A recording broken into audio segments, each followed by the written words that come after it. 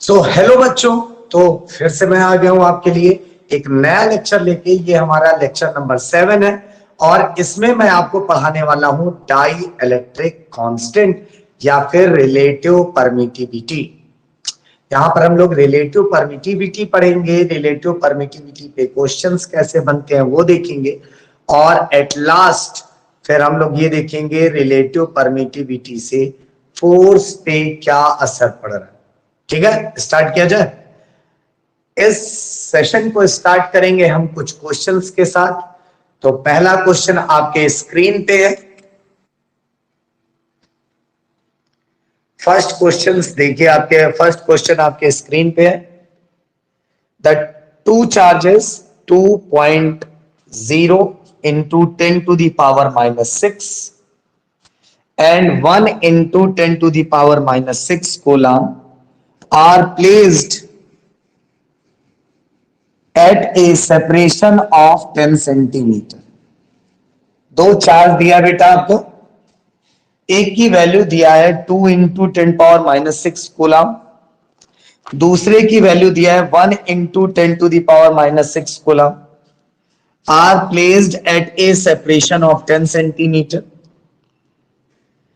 Where should a third charge be placed such that it experiences a no net force due to these charges? Means आपको third charge, जो equilibrium वाली condition कल पढ़ाया था तुम लोग को मैं, थर्ड चार्ज आपको यहां पर फाइंड करना है कि कहां पर रखा जाए कि ये थर्ड चार्ज आपका इक्विलिब्रियम पर है। तो उम्मीद है कल जो मैं ट्रिक आपको बताया हूं, इस ट्रिक का आप यूज करके 5 मिनट के अंदर आप इसके आंसर्स कमेंट कर दो जल्दी से। इसके आंसर्स कमेंट कर दो जल्दी से। चलो, सब लोग को 5 मिनट का समय दे रहे हैं बेटा, 5 मिनट का समय दे रहे हैं, जल्दी से सब लोग आंसर कमेंट करो।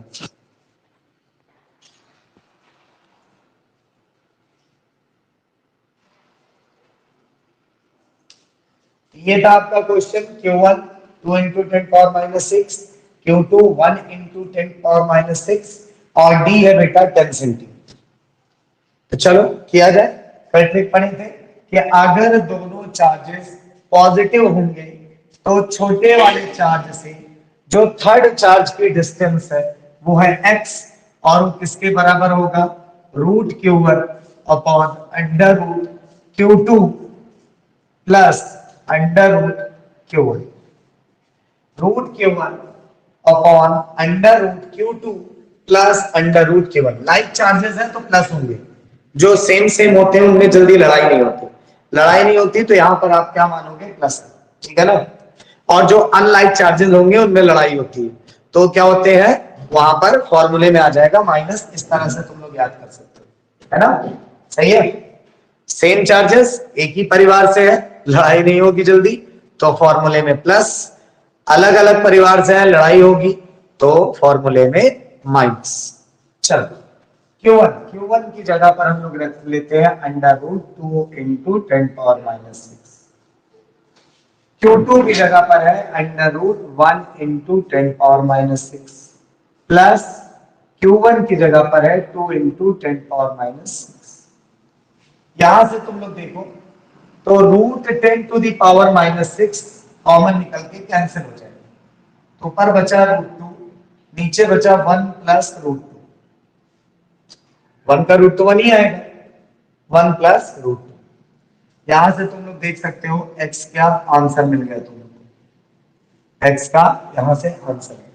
अच्छा, एक चीज भूल गया मैं, इन सब में मल्टीप्लाइड बाय l था, इस पूरे में l से मल्टीप्लीकेशन था, तो यहां पे l से मल्टीप्लाई होगा। l कितना है बेटा? 10 है, तो l कितना है? 10। अब इसी को सॉल्व कर लो, आंसर आ गया। फिर से देख लो क्या हुआ। कल फॉर्मूला पढ़े थे Q1 upon under root Q2 plus Q1 multiplied by L। L को ना भूलना, मल्टीप्लाइड बाय L। यहां पर Q1 की जगह पर 2 इंटू 10 पावर माइनस 6 रखे, Q2 की जगह पर 1 इंटू 10 पावर माइनस 6, Q1 की जगह पर 2 इंटू 10 पावर माइनस 6 और L की जगह पर बेटा 10 centimetre. 10 to the power minus 6 root में, 10 to the power minus 6 root में, 10 to the power minus 6 root में, ये रूट रूट वाले सब कॉमन निकल के कैंसिल हो गए। रूट 2 √2 और √1 को 1 लिख सकते हो, √2 और √2 बचा। क्लियर है? सॉल्व हो जाएगा भी। √2 की वैल्यू आती है तुम लोग को 1.414, 1 प्लस 1.414 ऊपर 1.414 इंटू 10, तो तुम लोग के लिए छोड़ देते हैं इसका आंसर। हाँ, कर दे 1.41 या 1 प्लस 1.41 इंटू 10, कितना आ जाएगा? जल्दी से बता दो, कितना आ जाएगा?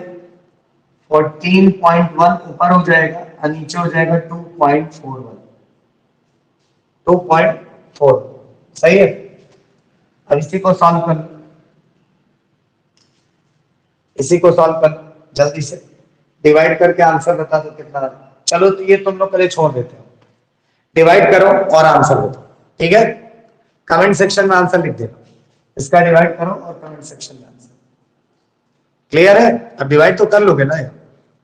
हाँ, इसमें तो तुम लोग के लिए छोड़ सकते हैं, आराम से डिवाइड कर लेना। चलो वीडियो पॉज करो, डिवाइड करो, आंसर लिखो। चलो नेक्स्ट क्वेश्चन की तरफ चलते हैं।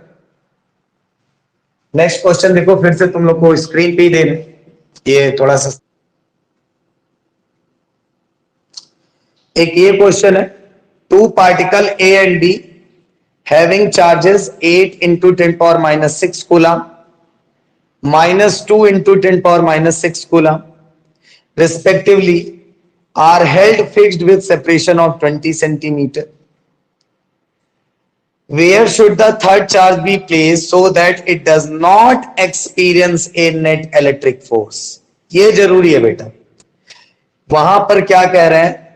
It does not experience a net electric force, मतलब फिर से वही कहानी है कि आपका सेम जैसे कल ट्रिक पढ़ाया हूं तुम लोग को मैं, कि उसी ट्रिक पे बेस्ड है, बट इस बार चार्ज दोनों अपोजिट साइन वाले हैं, तो अपोजिट साइन के लिए जो ट्रिक बताया है उसके हिसाब से काम करना, ठीक है ना? चले, ये हो जाएगा, तुम लोग के लिए होमवर्क छोड़ देते हैं इसे। ये लास्ट क्वेश्चन है, suppose the second charge in the previous problem, मतलब इस वाले प्रॉब्लम के लिए कह रहा है सेकेंड चार्ज क्या है, -1 हो, then find the location a third charge will not experience a net force. चलो अभी जो हम लोग लिखे थे कि Q1 is equal to 2 into 10 power minus 6, इसमें अगर मैं Q2 को कर दूं -1 into 10 power minus 6, -1 into 10 power minus 6, तो फिर कहां पर थर्ड चार्ज रखा जाए कि उस पर कोई नेट फोर्स ना आए, मतलब इक्विलिब्रियम में, कैसा रहे? इक्विलिब्रियम।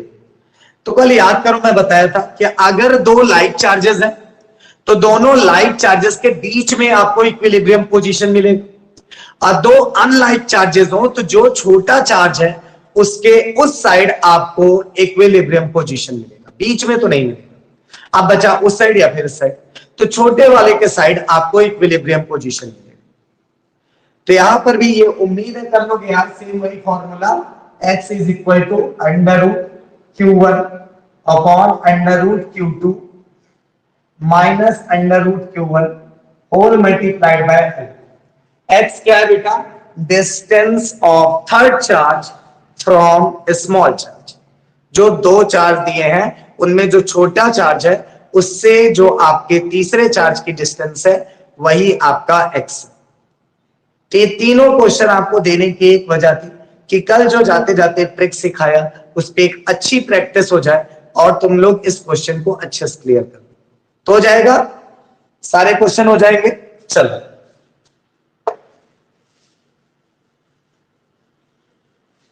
यही फॉर्मूला लगाना है आपको तीनों क्वेश्चन में।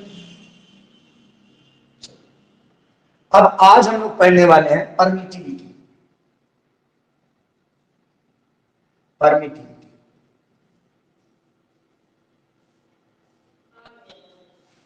देखो, परमिटिविटी तो तुम लोग शुरू से ही पढ़ लिए हो, पर उसके बारे में मैं बहुत ज्यादा नहीं पढ़ा। तुम लोग फोर्स का फॉर्मूला पढ़े हो, F is equal to K Q1 Q2 upon R square. ये अगर मैं इसे एक्सपेंड करके लिखूं तो तुम लोग लिखोगे Q1 Q2 और K की जगह पर हो जाएगा 4 pi epsilon nought R square. 4 pi epsilon nought R square. ये क्या है एप्सिलॉन नॉट? यही तो है परमिटिविटी ऑफ फ्री स्पेस। इससे पहले जो पढ़े हैं वो फ्री स्पेस के लिए पढ़े।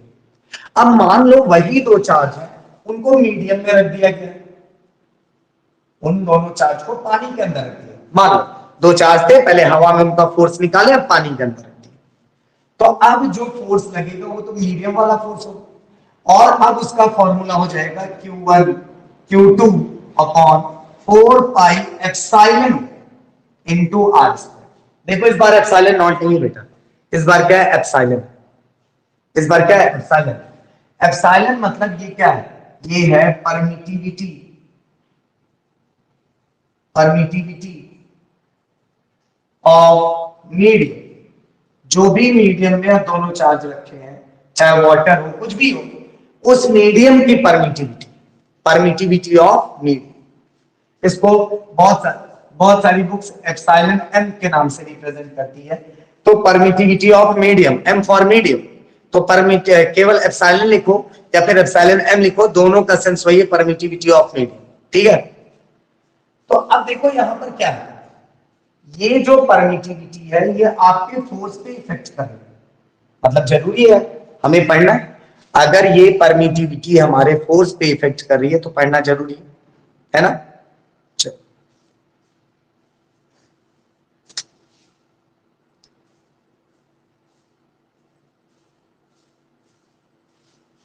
चल अब ध्यान से अगर देखो तो यहां पर जो ये फोर्स है वो इनवर्सली प्रोपोर्शनल है परमिटिविटी। मतलब जितना ज्यादा परमिटिविटी होगी, जितना ज्यादा परमिटिविटी होगी उतना कम फोर्स होगा। जितना ज्यादा बेटा परमिटिविटी होगी उतना कम फोर्स होगा। परमिटिविटी जितना मैक्सिमम होगी फोर्स उतना मिनिमम होगा। मींस एक बात क्लियर हो रही है कि परमिटिविटी का मतलब तो परमिशन है। मतलब कुछ ऐसा लग रहा है कि परमिशन दे रहे होंगे फोर्स वगैरह अपना लगे, बट परमिशन अगर दे रहे होते तो फोर्स कम क्यों होता। मतलब परमिटिविटी नाम तो परमिशन का है, बट ये परमिशन ऐसा है जो दो चार्ज के बीच के फोर्स को कम कर रहा है। मतलब ये परमिशन है मीडियम पार्टिकल को मिल रहा है, जो ये परमिशन मीडियम पार्टिकल को मिल रहा है कि वो दो चार्ज के बीच का इंटरेक्शन रोके। परमिटिविटी क्या है, परमिटिविटी है allowance of medium particle to obstruct the interaction between two charges. दो चार्ज के बीच का जो इंटरेक्शन हो रहा है उन इंटरेक्शन को रोकती है परमिटिविटी। इसीलिए तो इनवर्सली प्रोपोर्शनल। मतलब जितना ज्यादा छूट मिल जाएगी मीडियम पार्टिकल्स को कि जाओ रोको इनके बीच का इंटरेक्शन, उतना ही कम फोर्स हो जाएगा। मतलब जितना ज्यादा परमिटिविटी दे दोगे, जितना ज्यादा परमिटिविटी होगा मीडियम का, उतना कम उनके चार्जेस के बीच का फोर्स होगा, उतना ही कम फोर्स होगा। बात क्लियर हो रही है। परमिटिविटी का सेंस क्या है ये क्लियर हुआ। परमिटिविटी एक ऐसा परमिशन है मीडियम पार्टिकल्स को जो चार्जेस के बीच का इंटरेक्शन रोकता है, चार्ज के बीच का इंटरेक्शन रोकता है। ठीक है ना।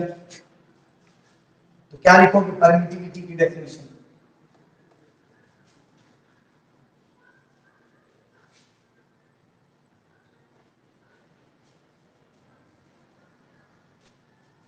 Permittivity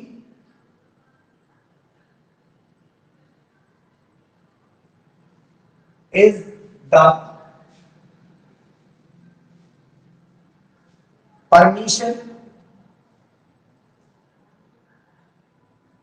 for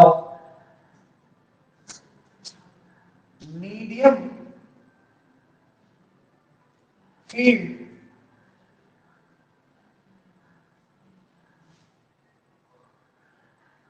so that it obstruct the interaction between two charges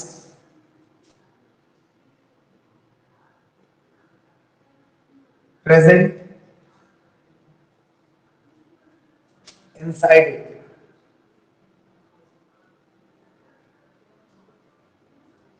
Present inside it.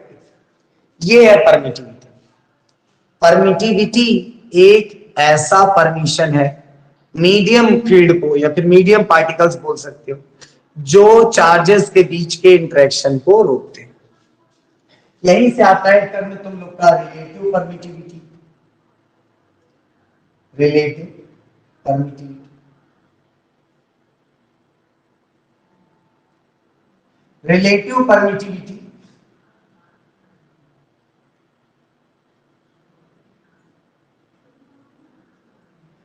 Relative permittivity को हम लोग एप्सिलॉन आर से रिप्रेजेंट करते हैं।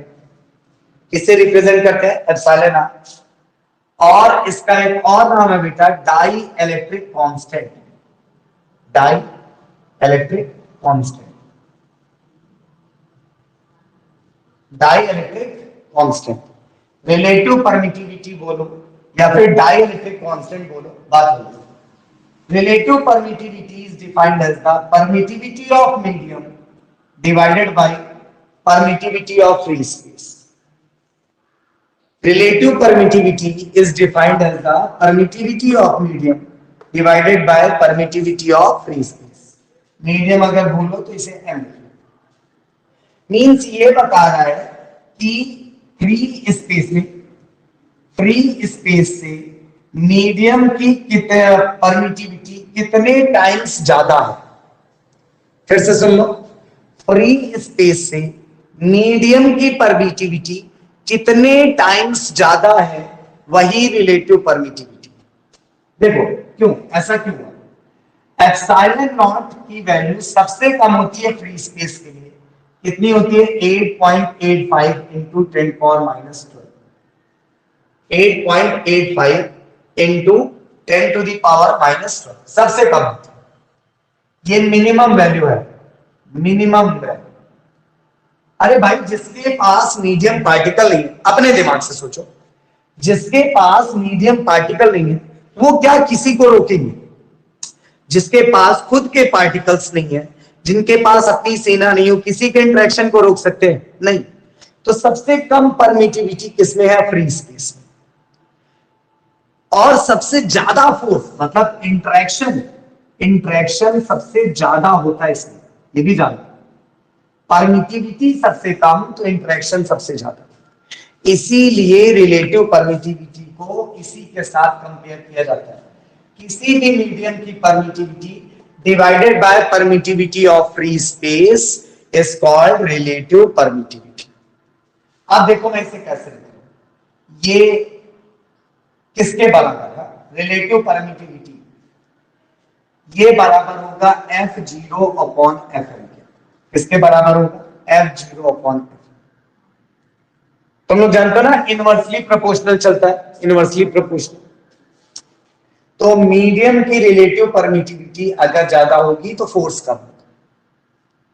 रिलेटिव परमिटिविटी जिसकी ज्यादा होगी उसमें फोर्स कम। ये है डाइलेक्ट्रिक कांस्टेंट का फॉर्मूला या फिर रिलेटिव परमिटिविटी का फॉर्मूला। ठीक है, डाइलेक्ट्रिक कांस्टेंट का फॉर्मूला और रिलेटिव परमिटिविटी नोट कर लो जल्दी से।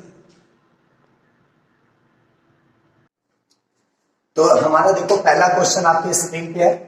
To equal charges are placed at some distance. If the same two charges are placed in medium at same distance, the force between them reduces by 4 times. Find the dielectric constant of medium. यहां पर कह रहा है कि दो charge है बेटा आपके, वो पहले एयर में रखे हुए, वैक्यूम में रखे हुए, फिर वही दोनों चार्ज को हम लोग मीडियम में रख दे रहे, तो उनके बीच का जो फोर्स है वो 4 टाइम्स डिक्रीज कर रहा है। कितने टाइम्स डिक्रीज कर रहा है? 4 टाइम्स। आपको बताना है कि उस मीडियम का डाइलेक्ट्रिक कांस्टेंट कितना है। तो चलो देखते हैं कैसे। तो मान लेते हैं कि let the force between two charge is equal to F. मान लेते हैं force between two charges in air या फिर in vacuum in air is equal to F. Air में उन्हीं दोनों चार्ज के बीच का जो फोर्स है वो कितना है, एफ है। Now that of in medium, मतलब वही फोर्स हम लोग अब मीडियम में निकालेंगे, वो कितना हो जाएगा, 4 टाइम्स रिड्यूस हो जाएगा, एफ अपॉन 4 टाइम्स रिड्यूस हो गया। अब तुम लोग से कह रहा है डाइलेक्ट्रिक कांस्टेंट निकालो, तो याद करो तुम लोग को अभी जस्ट 5 मिनट पहले इसी वीडियो में मैं पढ़ाया हूं डाइलेक्ट्रिक का फॉर्मूला, रिलेटिव परमिटिविटी या फिर जिसको हम लोग कहते हैं डाइलेक्ट्रिक कांस्टेंट, वो बराबर क्या होता है, permittivity in medium upon permittivity of free space, या फिर force of free space air divided by force of medium. Force दोनों, the force in free space या फिर air divided by force in medium आपको क्या दे देगा, आपको दे देगा डाई इलेक्ट्रिक कांस्टेंट। क्या मिल जाएगा, डाई इलेक्ट्रिक कांस्टेंट। लगाया जाए, ये कहां से है ये भी बता दिया था, हाँ चलो लगाया जाए। देखो क्या हो जाएगा, यहां से हो जाएगा ये आपका डाइलेक्ट्रिक कांस्टेंट या फिर रिलेटिव परमिटिविटी से के से भी लिखते हैं, जानते हो तुम, ये बराबर हो जाएगा force of free space F, medium का ये है एफ अपॉन 4 ऊपर गया, एफ से कैंसिल आ गया 4, कितना आ गया 4। मतलब जो भी मीडियम आपको दिया गया है उस मीडियम का डाइलेक्ट्रिक कांस्टेंट कितना है, 4। फिर समझ लो क्या करना है आपको दोनों फोर्सेस को लेना है, force of free space upon force of medium करके डाइलेक्ट्रिक कांस्टेंट निकाल लेना है। क्लियर है, हो जाएगा। एक शॉर्ट ट्रिक बताते हैं तुम लोग को ये क्वेश्चन करने का।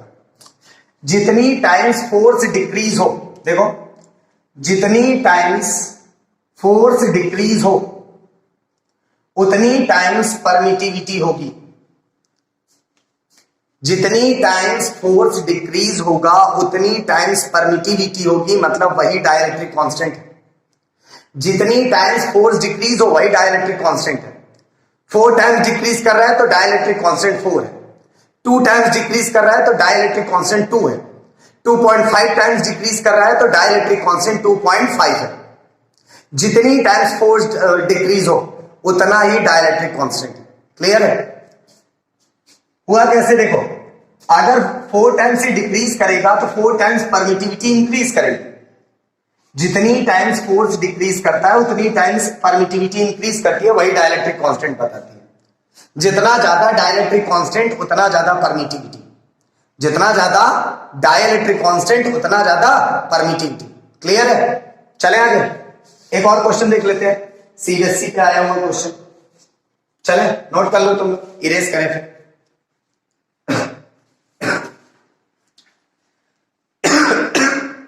नोट कर लो, इरेज करें, चलो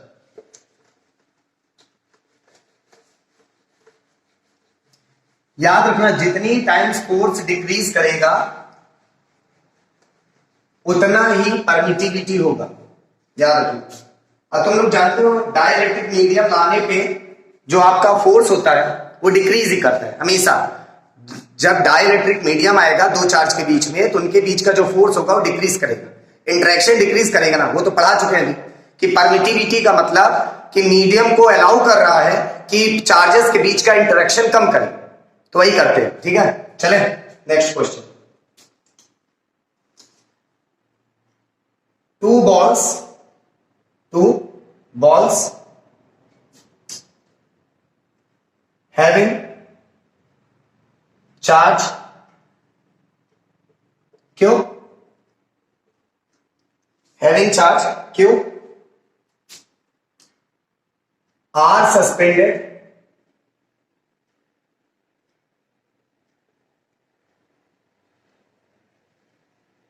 by two insulating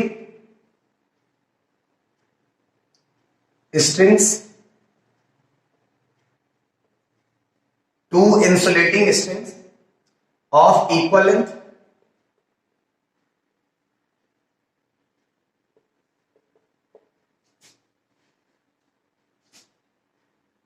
what would be the new force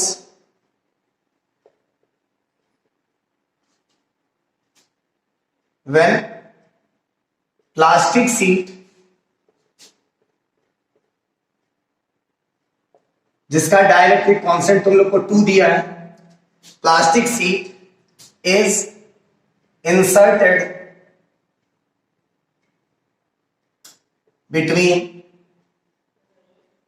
the two, मतलब दोनों चार्ज के बीच में प्लास्टिक शीट ला दी गई। तो बताओ, बहुत इजी है। अभी बताया हो तुम लोग को कि अगर बेटा फोर्स जितनी टाइम्स डिक्रीज करे डाइलेक्ट्रिक कांस्टेंट उतना है। डाइलेक्ट्रिक कांस्टेंट कितना है 2, तो फोर्स कितनी टाइम्स डिक्रीज करेगा 2 टाइम्स। मतलब जो नया फोर्स होगा, new force will be half of old force. New force will be half of old force. ये देखो डायरेक्ट हो गया। डाइलेक्ट्रिक कांस्टेंट 2 दिया है तो सीधे 2 टाइम्स इसे डिक्रीज कर दो, वही तुम्हारा नया फोर्स होगा। जितना बेटा डाइलेक्ट्रिक कांस्टेंट दे वही अपॉन में लिख देना है, ठीक है। अब इसे करोगे कैसे बोर्ड एग्जाम के लिए? ये तो हो गया सर हवा हवाई में, हाँ बोर्ड एग्जाम के लिए। तो क्या करोगे तुम लोग, dielectric constant is equal to force of free space divided by force of medium. पुराना फोर्स मान लेते हैं F है, मीडियम का निकालना ही है। डाइलेक्ट्रिक कांस्टेंट कितना दिया है 2 दिया है, तो यहां से मीडियम वाला फोर्स कितना हो जाएगा F/2 is equal to Fm। देखो 2 इधर आया Fm उधर गया, 2 इधर आया Fm उधर गया। Fm is equal to F/2, मतलब जो नया फोर्स है मीडियम का फोर्स है वो कितना होगा, पुराने फोर्स के आधा बेटा, पुराने फोर्स के आधा। तो ये वीडियो यही पे एंड करते हैं, मिलेंगे नेक्स्ट लेक्चर में। नेक्स्ट लेक्चर में तुम लोग को इलेक्ट्रिक फील्ड पढ़ाएंगे, उस पर बहुत सारे क्वेश्चंस कराएंगे। अभी के लिए इतना ही। वीडियो को शेयर करना ना भूला करो यार, इसी से मेरा मोटिवेशन है। जितना ज्यादा आप वीडियो को शेयर करोगे, जितना ज्यादा बच्चों तक पहुंचेगा मेरा वीडियो, उतना ही ज्यादा मैं मोटिवेट होके इसमें कुछ नया लेके आऊंगा आपके लिए, ठीक है। थैंक यू, मिलते हैं नेक्स्ट वीडियो।